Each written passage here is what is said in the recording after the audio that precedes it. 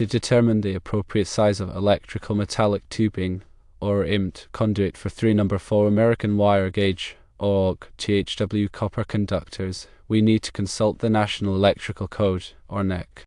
The NEC provides tables and guidelines for conduit fill, which specifies the maximum number of conductors allowed in a given conduit size. The process involves checking the conductor properties, specifically the outside diameter, and then using the appropriate NEC tables to find the minimum required conduit size. Firstly, we need to find the outside diameter of a No. 4 AWG THW copper conductor. This information can be found in Chapter 9, Table 5 of the NEC. According to this table, the approximate outside diameter of a No. 4 AWG THW copper conductor is 0.204 inches. Secondly, we need to calculate the total cross-sectional area of the 3 conductors. The area of a single conductor can be calculated using the formula area equals pi times the radius squared, or pi r squared. Since we have the diameter, we can find the radius by dividing the diameter by 2. So, the radius is 0.204 inches divided by 2, which equals 0.102 inches. Now, we can calculate the area of one conductor. Area equals pi, which is approximately 3.14,159 times 0.102 inches squared. This gives us an area of approximately 0.327 square inches per conductor. Since we have 3 conductors, the total cross-sectional area of all 3 conductors is 3 times 0.327 square inches, which equals 0.981 square inches. Thirdly, we need to consult Chapter 9, Table 4 of the NEC, which provides the allowable conduit fill for EMT. This table specifies the maximum percentage of the conduit's cross-sectional area that can be occupied by conductors. For 3 or more conductors, the maximum allowable fill is 40%. Fourthly, we need to determine the cross-sectional area of different EMT conduit sizes to find one that, when 40% of its area is calculated, is greater than or equal to the total cross-sectional area of the conductors, which is 0.981 square inches.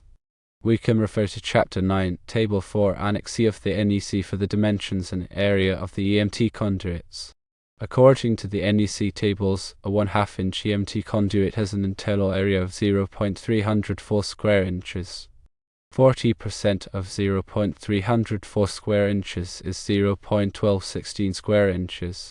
Since 0.1216 square inches is greater than the total cross-sectional area of the 3 No. 4 AWG conductors, which is 0.981 square inches, a 1/2 inch EMT conduit is sufficient. Therefore, the minimum size EMT conduit required for 3 No. 4 AWG THW copper conductors is 1/2 inch. In summary, firstly, determine the outside diameter of the conductors from NEC Chapter 9, Table 5. Secondly, calculate the total cross-sectional area of all conductors. Thirdly, find the allowable conduit fill percentage from NEC Chapter 9, Table 4. Fourthly, using Chapter 9, Table 4, Annex C, check the internal area of different conduit sizes and select the smallest conduit size where 40% of its area is greater than or equal to the total conductor area. In this case, a 1/2 inch EMT conduit is the correct size. It is important to always consult the latest edition of the NEC and follow all applicable local codes and regulations when performing electrical installations. Improper conduit sizing can lead to overheating of conductors, insulation damage, and potentially hazardous conditions. Always ensure that the installation is performed by a qualified and licensed electrician to ensure safety and compliance. Remember that these calculations are based on the information provided and the specific requirements outlined in the NEC. Always verify the conductor type, insulation rating, and local codes before making any final decisions. The NEC is a comprehensive document, and it is crucial to understand all applicable sections to ensure a safe and compliant electrical installation. By following these steps and consulting the NEC, one can accurately determine the correct EMT conduit size for a given set of conductors, ensuring a safe and efficient electrical system. The NEC provides detailed tables for various conductor types and conduit sizes, making it an indispensable resource for electrical professionals. Additionally, always consider future expansion when sizing conduits. If there is a possibility of adding more conductors in the future, it may be wise to upsize the conduit to accommodate the potential increase in conductor fill. This can save time and money in the long run by avoiding the need to replace the conduit later. Furthermore, ensure that all conduit fittings and connectors are appropriately sized for the conduit being used. Using the wrong size fittings can compromise the integrity of the conduit system and potentially create safety hazards. Proper installation techniques are also crucial for ensuring the long-term reliability of the conduit system. This includes properly supporting the conduit using appropriate bending tools and ensuring that all connections are tight and secure.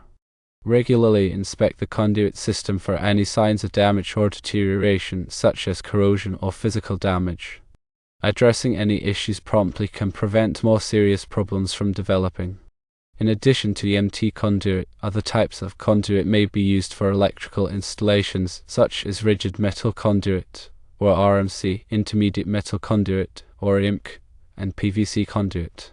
Each type of conduit has its own advantages and disadvantages, and the choice of conduit depends on the specific application and environmental conditions. For example, RMC is often used in areas where there is a high risk of physical damage, while PVC conduit is commonly used in underground applications due to its resistance to corrosion. Always select the appropriate type of conduit for the specific installation to ensure optimal performance and longevity.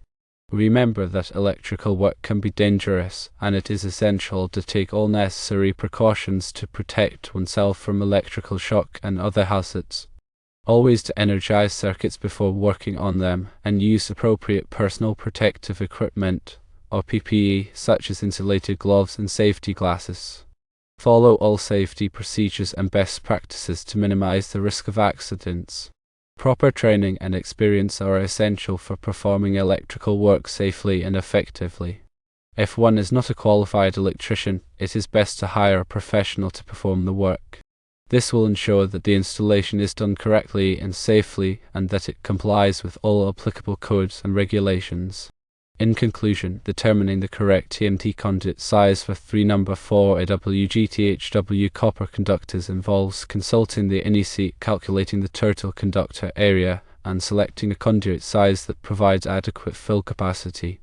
Always follow the NEC guidelines and local codes to ensure a safe and compliant electrical installation. Proper conduit sizing is crucial for the safe and efficient operation of electrical systems, and it is essential to take the time to do it correctly. Always double-check the calculations and consult with a qualified electrician if there are any questions or concerns. By following these recommendations, one can ensure that their electrical installations are safe, reliable, and compliant with all applicable standards.